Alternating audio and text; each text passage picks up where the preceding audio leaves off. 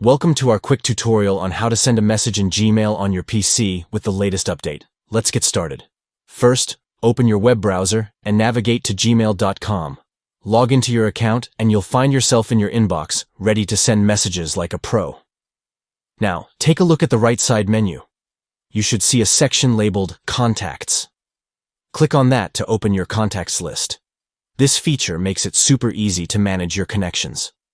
Next, scroll through your contacts and choose the one you want to message.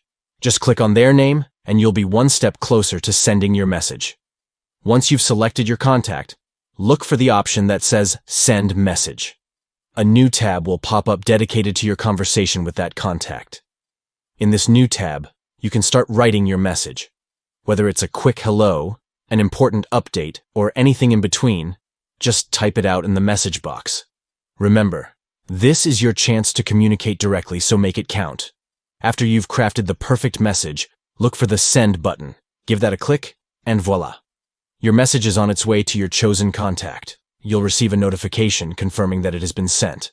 And that's it. You've successfully sent a message in Gmail on your PC. It's that simple. Keep exploring all the wonderful features Gmail has to offer, and happy emailing.